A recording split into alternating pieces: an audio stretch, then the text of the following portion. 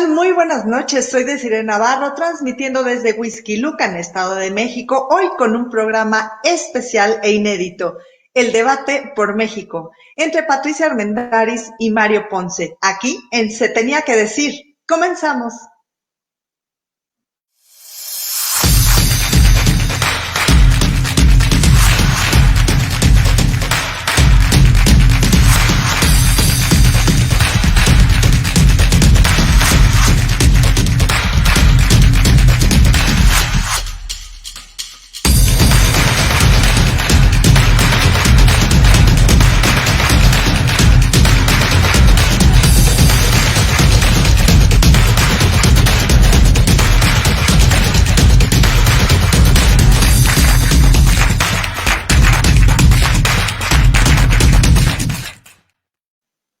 Estamos ya listos para iniciar este programa especial, el debate por México, entre dos empresarios mexicanos. Una postura defiende las acciones y decisiones tomadas por este gobierno. La otra postura es opositor de la 4T. ¿Quién de ellos tendrá los mejores argumentos? Y a continuación me gustaría presentarles a los actores de esta noche. Empecemos, por supuesto, primero con las mujeres. Ella es Patricia Armendáriz.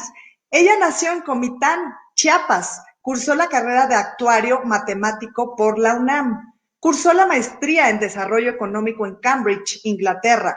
Ha creado diversos programas en pro del desarrollo de los indígenas en Chiapas. Obtuvo el grado de doctor en economía por la Universidad de Columbia.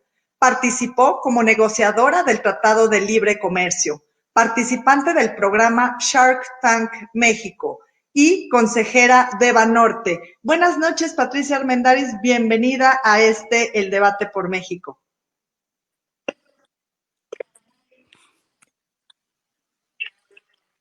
Hola, preciosa. Bueno, estoy un poquito desconectada, déjame terminar de conectarme.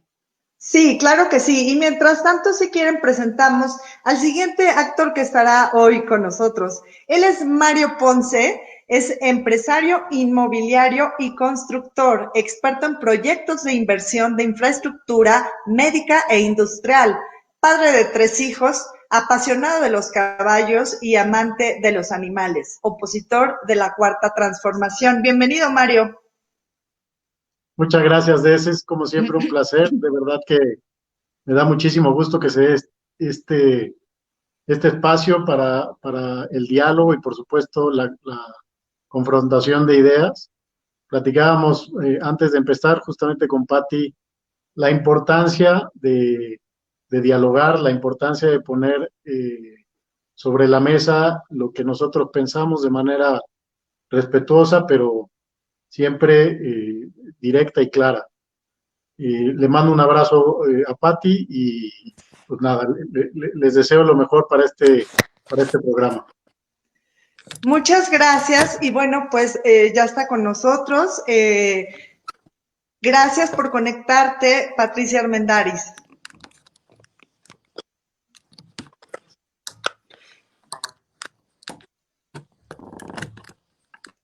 Bueno, y mientras tanto, si quieren, les voy explicando.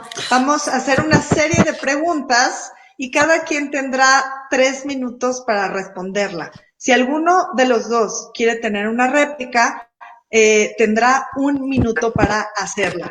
Pueden utilizar el tiempo o terminar de responder antes, si así lo desean. Bienvenida, Patricia Armendáriz.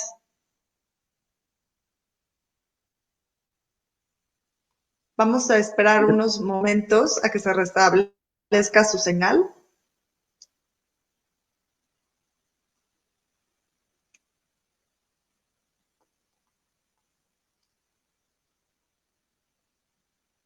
Qué pena. Nos había comentado Patricia que estaba en una finca en Chiapas. Por eso, al parecer, no tiene buena señal. Así es, Mario. Y si puedes comentarnos, esta semana hubo varias noticias importantes, sobre todo lunes y martes. ¿Cómo has visto la situación en estos momentos? Pues, mira, muy preocupante. Empiezo por comentarlo, me gustaría que lo escuchara Patti, pero me parece que la noticia relevante se da el día de hoy. con justamente el tema de los fideicomisos. Hoy fue aprobada la extinción de los fideicomisos. Es un tema muy delicado. Yo sé cuál es la postura de Patti. Voy a comentar cuál es la mía. Me parece que es un grave error extinguir los fideicomisos por dos razones principales. La primera es que los fideicomisos los manejan, quizá la gente no lo sabe, pero siempre instituciones bancarias que se rigen por normas internacionales, y es, desde mi punto de vista, la mejor forma de administrar recursos. Se utilizan para distintas cosas. En este caso son fideicomisos que tienen que ver con dependencias de gobierno, pero se utilizan también para administrar herencias, se utilizan para hacer, por ejemplo, desarrollos inmobiliarios, en donde hay distintas partes involucradas, y el fideicomiso lo que hace es formar una figura que controla absolutamente todo y que opera en función de unas reglas previamente establecidas. Esto quiere decir que el gobierno aporta capital al fideicomiso, los privados aportan capital al fideicomiso, y todos los involucrados en el fideicomiso tienen que seguir esas reglas para poder disponer del capital. Las reglas son claras, siempre se ponen antes de formar el fideicomiso, y posteriormente estos fideicomisos pues, obviamente son auditables, son muy fácilmente auditables porque al ser recursos públicos son completamente transparentes, y esto permite que se operen bien. Sin embargo, y ahí sí yo coincidía con Patricia, no están exentos de que tengan malos manejos. Pero como hemos visto antes, en este gobierno, pues los fideicomisos y cualquier otro instrumento o cualquier cosa que no le agrada al presidente, alegando corrupción, simplemente lo desaparece. Lo vimos cómo ocurrió con las estancias infantiles, cómo ocurrió con los refugios para las mujeres, cómo ocurrió con el famoso Seguro Popular. Simplemente él alega corrupción y lo desaparece. Y lo mismo está haciendo ahorita con los fideicomisos. Para que nos demos cuenta del tamaño de los recursos que está ahorita jalando el presidente de los fideicomisos, hay 154.695 millones de pesos, es el equivalente a 7.031.590 millones de dólares. Es una cantidad enorme, y a mí lo que me preocupa de haberlos desaparecido es que después no tengamos nosotros forma de seguir ese recurso, como ocurrió, como todos sabemos, con el fondo que había para estabilización en caso de desastres. El presidente anterior nos había dejado una bolsa de 300.000 millones de pesos, que el presidente López se gastó en el 2019, y 150.000 de esos 300.000 millones, y ahorita se gastó el resto. Incluso el secretario de Hacienda salió a decir que ya no había guardaditos. Cabe aclarar que este dinero se viene juntando desde la época de Ernesto Zedillo, y poco a poco se fue amasando esa bolsa. Entonces, para mí el principal problema es que el uso de los recursos no tiene un destino claro una vez que salen de esas instituciones o de esos fideicomisos. Pati, nos adelantamos un poquito y estamos hablando de los fideicomisos.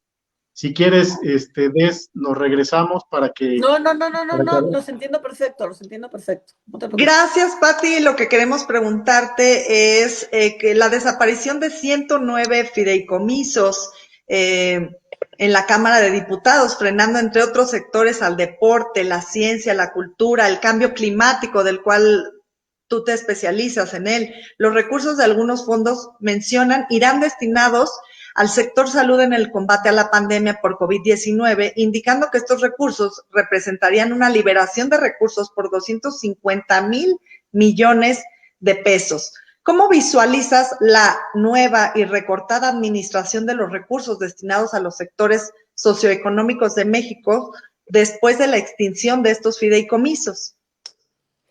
Mira, yo quiero explicar que en la pared de apoyo a este gobierno, lo que a mí me inspira es la experiencia previa de la intermediación de los recursos.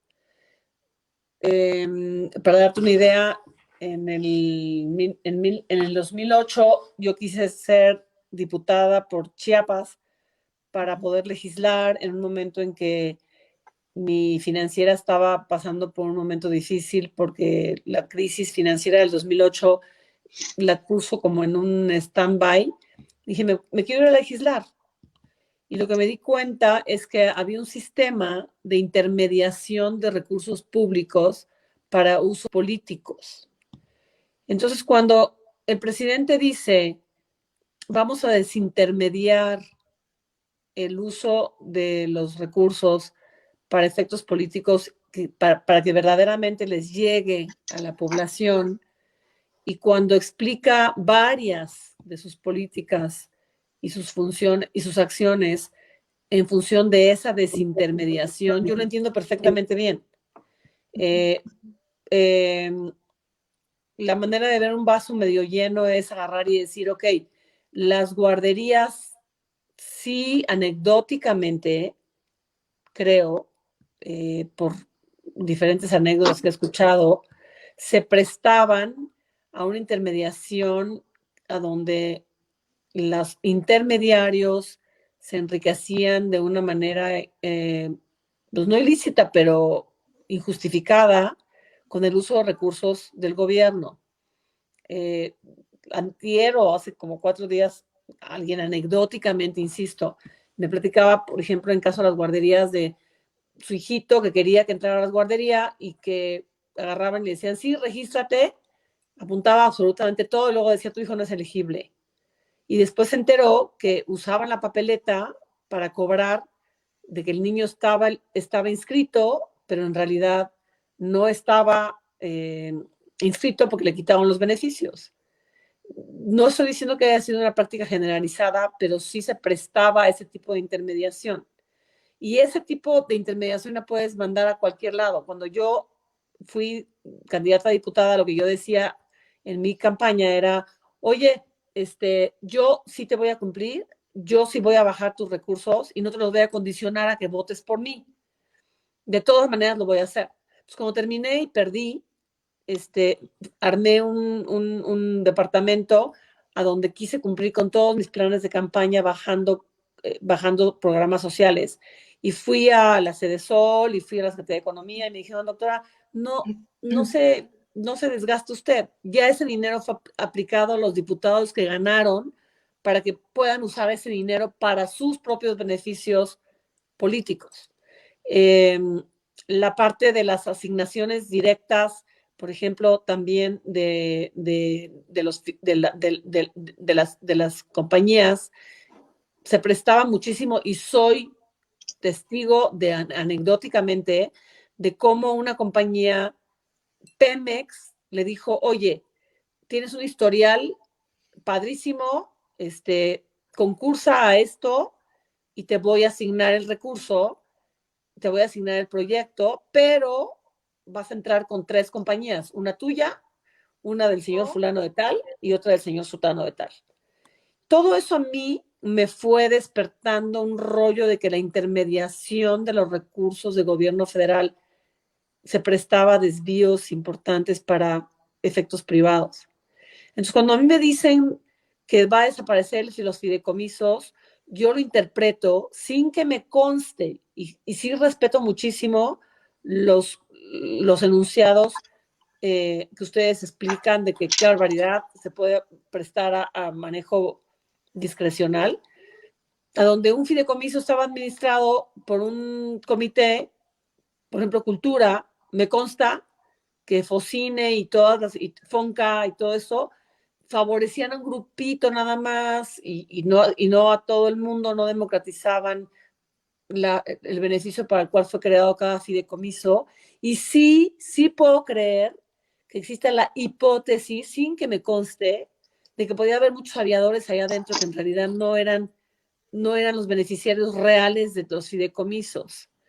Pero por otro lado también sí puedo entender que ahorita el gobierno federal está absolutamente restringido en el uso de recursos porque no se quieren endeudar. Y sí entiendo porque no se quieren endeudar. Entonces, la manera en que yo lo he interpretado, no puedo tener los pelos de la burra en la mano, lo tengo que admitir, es que el gobierno dijo, a ver, te voy a seguir dando el flujo.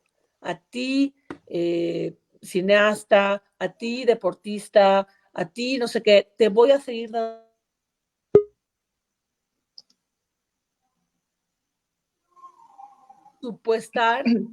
Permíteme presupuestar todo esto para que yo haga uso de ese dinero urgente que necesito para mis programas sociales, etcétera, etcétera, y te los voy dando en cómodas mensualidades como lo vayas necesitando.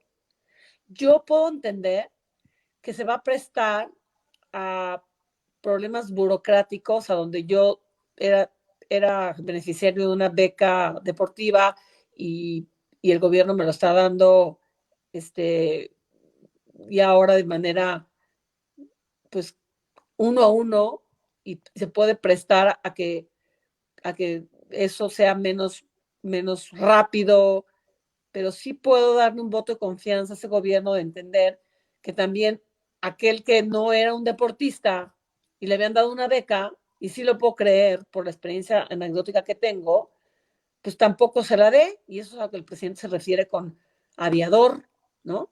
Entonces son dos cosas diferentes, dos cosas. Una restricción presupuestal que entiendo, y la otra, una posibilidad de agarrar y decir, me voy a ahorrar una lana por una cantidad de aviadores que pueden existir. Yo acabo de tener una conversación muy importante con el gobierno de Chiapas, y me dijo, Pati, es que la cantidad de aviadores que había es impresionante. Y cobraban desde Estados Unidos, para que me entiendas. O sea, deposítame esta cuenta. La intermediación de los recursos federales era una verdadera vergüenza. Y es la única razón por la cual yo justifico el por.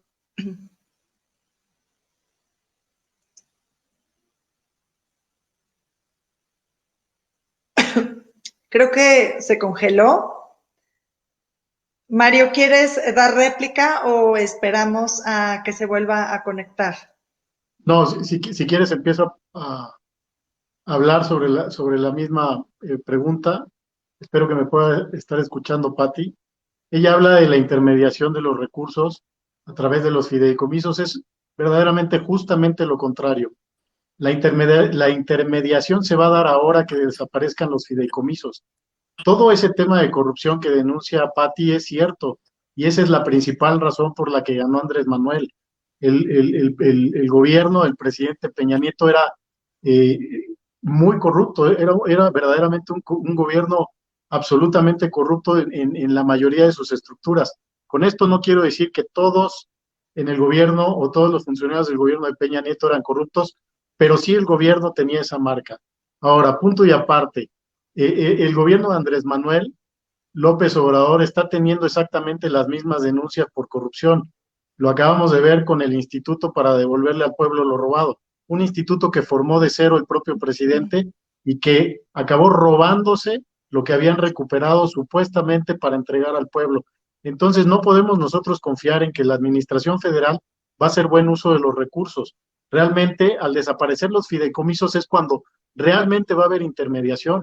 Ahorita los recursos los aplica directamente el instituto que maneja el fideicomiso, como bien dijo Patti, a través de un consejo. Ahora, que ese consejo puede tener consentidos, está bien. Vamos a cambiar las reglas dentro del fideicomiso para que no se pueda hacer ese tipo de maniobras. Pero desaparecer los fideicomisos para que el dinero lo tenga el gobierno federal y de forma discrecional lo dé, simple y sencillamente va a acabar exactamente igual, y escuchen lo que les digo, esto va a acabar exactamente igual que con el tema de las medicinas. El gobierno desapareció a los intermediarios de los medicamentos porque había corrupción. Sí había corrupción, me consta a mí que había corrupción en la venta de medicamentos. Desaparecen a los intermediarios, y ¿qué está pasando ahora? La corrupción no solo no se ha ido, sino que además ahorita tenemos un problema gravísimo de desabasto de medicamentos. Entonces, el principal problema del gobierno federal es que no entiende que la fórmula no es romper lo que existe para crear algo nuevo al vapor. Tenemos nosotros que partir de lo que ya existe para poder realmente construir un México mejor. No todo lo que existe está mal. Puede estar mal operado, puede tener abusos, puede tener desvíos, estoy de acuerdo, pero me parece que los esquemas funcionan, sobre todo el tema de los fideicomisos. El otro punto que comenta Patti, que se me hace importantísimo y muy relevante, es el hueco fiscal que tiene el gobierno federal. Yo tuve oportunidad de platicar con diputados y senadores justamente después de que salieron de una reunión con el secretario de Hacienda y ellos me hablaban de un hueco fiscal de 500,000 millones de pesos. Eso es algo que no le podemos atribuir al gobierno de Andrés Manuel de forma completa, sí una parte, pero bueno, también estamos viviendo una pandemia terrible, se cayó la recaudación por la falta de movimiento en toda la industria y en general en todo el sector económico, y tenemos un hueco tremendo. Ahora, ¿qué tenemos que hacer para resolver esta crisis? Hay dos caminos: pedir deuda o aplicar una austeridad que desde mi punto de vista es suicida. Y les voy a poner un ejemplo que también el presidente López ha argumentado en su favor y que le ha servido mucho como tema de campaña, el FOBAPROA. Yo te pregunto directamente, Pati, ¿a ti te parece que el FOBAPROA fue necesario, independientemente de que haya sido en algunos casos mal aplicado y haya habido abusos? ¿Tú crees que fue necesario y que eso fue lo que le permitió a México en menos de un año superar una crisis terrible, una crisis económica terrible? ¿O debimos de haber recortado todo el presupuesto federal y simplemente utilizar el dinero que teníamos para lo que alcanzara, que es lo que está haciendo ahorita el presidente Andrés Manuel? Si a mí me preguntaran, yo estaría en favor de una deuda, de que México se endeudara para cubrir esos huecos fiscales y no tener que estar echándole mano absolutamente a todos los recursos que él ve en el gobierno, porque esos recursos, créanme que son muy necesarios. No podemos quitarle dinero a la cultura, no podemos quitarle dinero al deporte, no podemos quitarle dinero a la ciencia ni a la tecnología, no podemos quitarle obviamente dinero a la educación y menos a la salud, pero tampoco le podemos quitar dinero a los proyectos de desarrollo económico. Si no, ¿cómo vamos a generar los impuestos que después vamos a pagar? Tenemos que entender que los impuestos, absolutamente todos, se pagan con recursos privados. Pemex ya no está generando dinero, Pemex está perdiendo dinero, 1.3 billones. Entonces, todo o prácticamente todo el recurso que genera el gobierno o que recibe el gobierno viene a través de los privados, a través del impuesto al valor agregado o al impuesto sobre la renta, pero en general tiene que ver con la planta productiva del país. Si nosotros la matamos o la estancamos, justamente por no querer generar deuda y meternos en un plan de austeridad suicida, desde mi punto de vista, pues lo vamos a parar, Pati. Entonces, te dejo esa pregunta del FOBAPROA. A mí se me hace que el FOBAPROA tuvo que haber existido, se me hace que el FOBAPROA resolvió el problema de la banca, salvó el dinero de los ahorradores, y los abusos que se pudieron haber cometido tendrían que haber sido castigados, pero en sí el haber pedido dinero para salvar el dinero de los ahorradores, valga la redundancia, fue esencial. Y ahorita estamos, creo que cometiendo el error de no endeudarnos y de estar tomando dinero o tratar de sacar dinero de donde yo creo que no debería de tomar dinero el gobierno federal. Tu réplica, Patricia Armendáriz.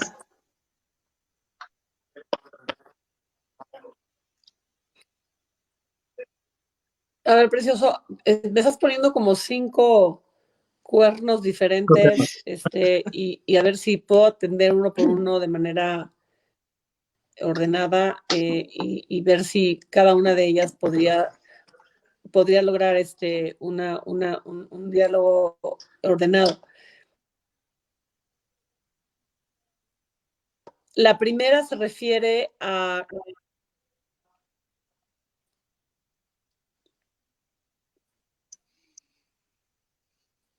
esta desintermediación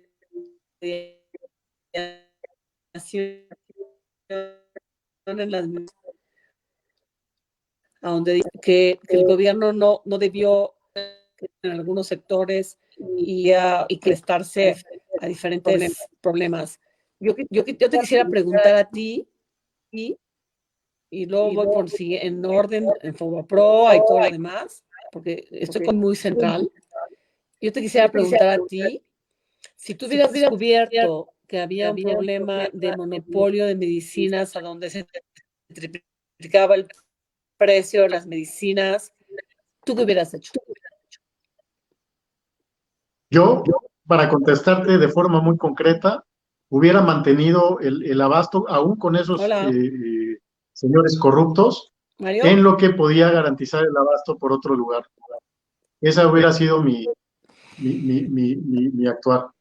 Porque no puede, o sea, no podemos nosotros permitir que los niños se mueran simple y sencillamente como mártires de una lucha en contra de la corrupción. Yo creo que es peor que no haya medicamentos a que se esté pagando un sobreprecio por ellos. Hijo, Así es, Mario. Y bueno, Denise, qué es tu pena que réplica. estemos. Sí. ¿Quieres que esperemos a que se vuelva a conectar o continuamos con la siguiente pregunta? Si quieres, pues continuamos con la siguiente pregunta. De verdad me apena mucho que Patti no pueda estar conectada porque de verdad quiero que me escuche. Pero bueno, ni hablar. Si quieres, hazme la siguiente pregunta, Denise. Ok, vamos a hablar acerca de las energías renovables. A ver, vamos a esperarla, ya está entrando en contacto nuevamente. Listo, Patricia Armandaris. No sé si pudiste escucharme, Patti.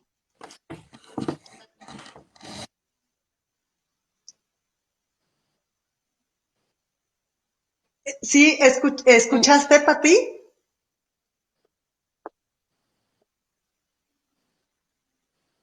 Híjole.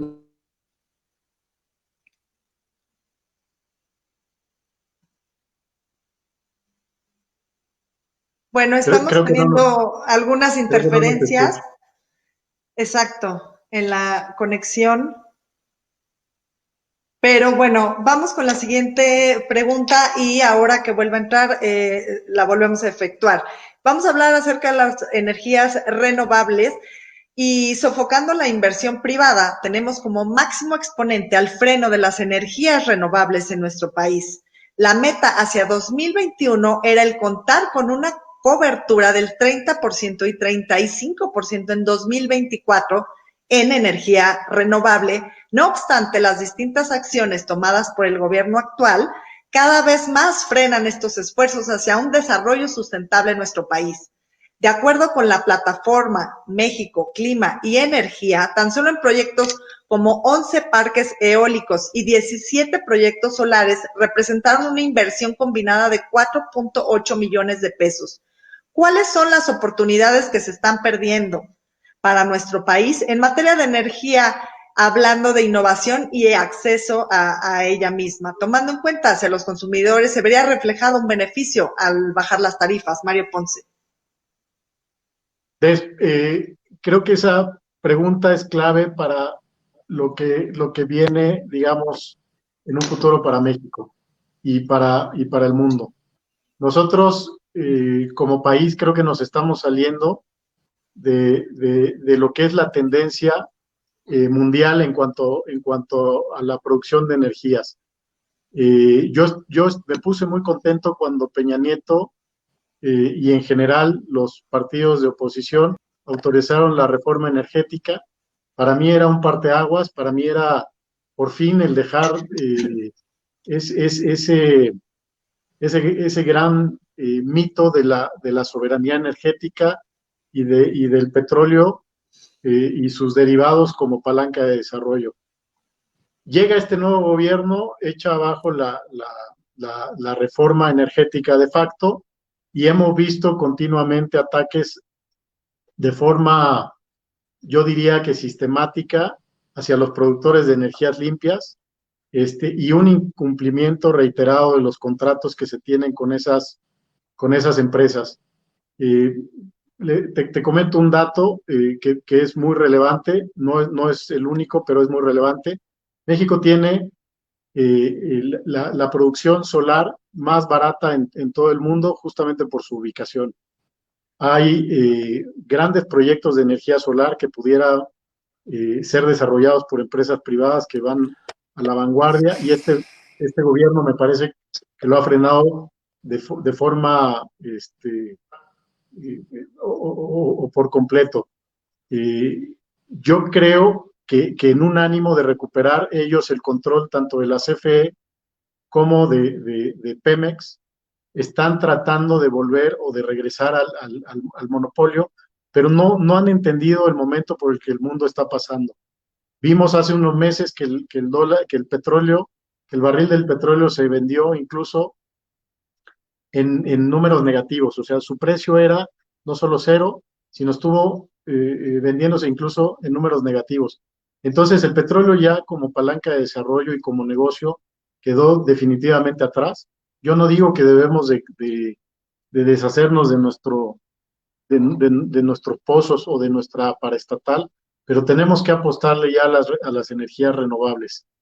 Necesitamos definitivamente eh, cambiar ya de paradigma. Nosotros no podemos seguirle apostando.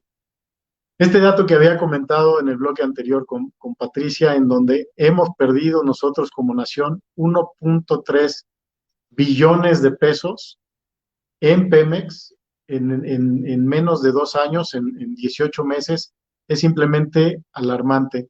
Es la mayor pérdida que se ha registrado para una empresa petrolera en el mundo y es una de las 10 pérdidas más grandes del mundo de cualquier empresa que se haya registrado.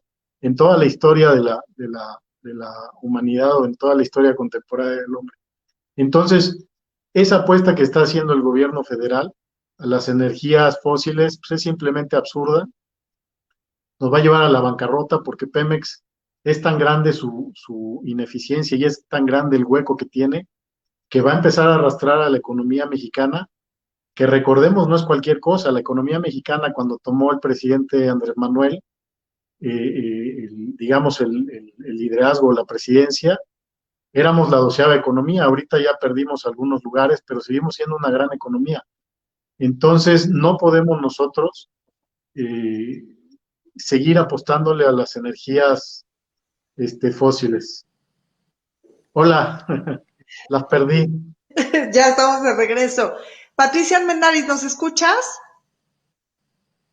Me eché un monólogo acerca de todo lo que ha perdido Pemex y de lo lamentable que es que no estemos aprovechando la oportunidad de dirigirnos hacia donde todo el mundo se dirige, que son las Ya energías sé. limpias y renovables. Que Saqué además unos es el datos. futuro, además es el futuro, Mario, lo que a Claro. nivel global se está realizando y más, bueno, con todo lo que tenemos en el país para poderlo desarrollar, que somos un país privilegiado precisamente para este tipo de energías sustentables. Así es, nuestra posición geográfica diría yo, nuestra posición geopolítica nos pone como Nos un país favorece. privilegiado para acceder al mercado más grande del mundo, que sigue siendo el norteamericano. Tenemos 2 océanos para transportar mercancías, combustibles y cualquier tipo de energía hacia el Océano Pacífico y el Océano Atlántico a través del Golfo. Entonces realmente nos estamos perdiendo una gran oportunidad. Caray, es una pena que Patti no pueda Sí, escucharnos y que no nos pueda dar su conectarse. punto de vista, caray. Vamos a tener que reprogramar esto para cuando ella esté acá en México. Así es, Mario, pero ¿qué te parece si continuamos con la siguiente pregunta en lo que vemos si se puede conectar? Y esta pregunta Adelante. va a hablar acerca de la corrupción. Y de acuerdo con la encuesta nacional de calidad de impacto gubernamental de INEGI, entre los años 2017, Mario, y 2019, se registró un aumento en la A ver, corrupción en materia. Mario, ¿me Adelante, escuchan? adelante, Pati, te escucho. Sí, ¿Me escuchan? Te sí, escuchamos, te Pati. escuchamos. ¿Me escuchan? Sí, ¿Me escuchan? te Sí, escuchamos bien, Pati. Hola, hola. Nosotros te A ver, escuchamos, Pati.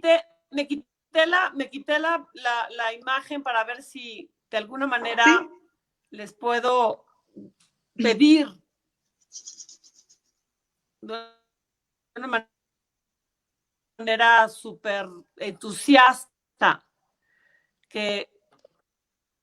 porque me encanta que están poniendo sobre la mesa los temas más importantes de diálogo, pero es una pena que mi falta de conectividad esté impidiendo este diálogo. Les quiero proponer que de veras, o sea, Mario tocó temas de Fobaproa, Mario tocó temas de medicinas, energías, son todos centrales. Y es súper importante que sigamos platicando en esto, porque es muy importante para mí, cuando menos, escuchar las opiniones de Mario y yo permitirme darle mi opinión en cada uno de esos puntos tan importantes. Nunca había tenido a un interlocutor que me pudiera verdaderamente poner los puntos sobre las IES en las cosas que son prioritarias para el país. No sé cómo hacerle. Yo voy a estar en México a partir del 15 de octubre y ahí tal vez mi conectividad mejore, y les prometo que necesitamos un diálogo siquiera de 2 horas para todas esas preguntas que Mario tiene. ¿Te parece que lo reagendemos, Pati? Con Hola. calma, y nos escuchamos y nos vemos después del 15 de octubre. Hola. Me parece perfecto, Pati.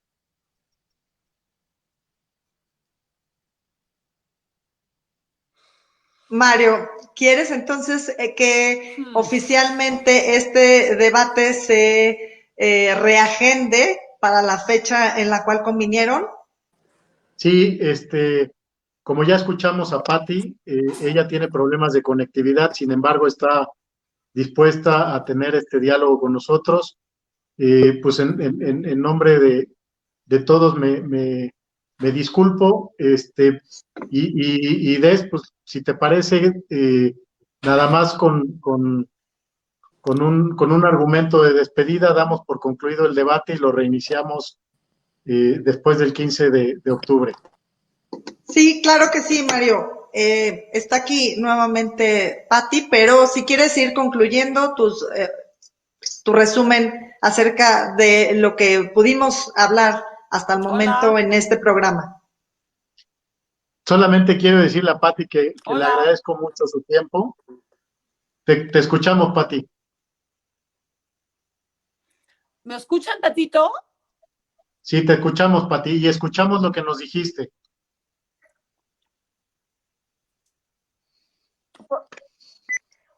Por favor, programemos. Por favor.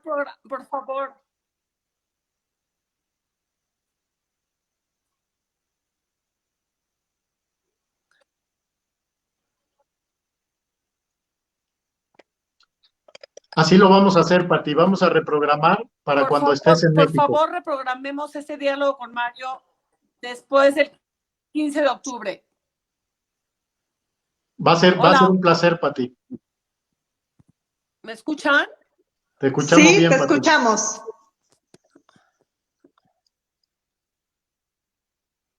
Y pues, Mario, si estás de acuerdo, retomaremos estos temas que tocamos el día de hoy, como fue economía, corrupción, energías renovables, etcétera.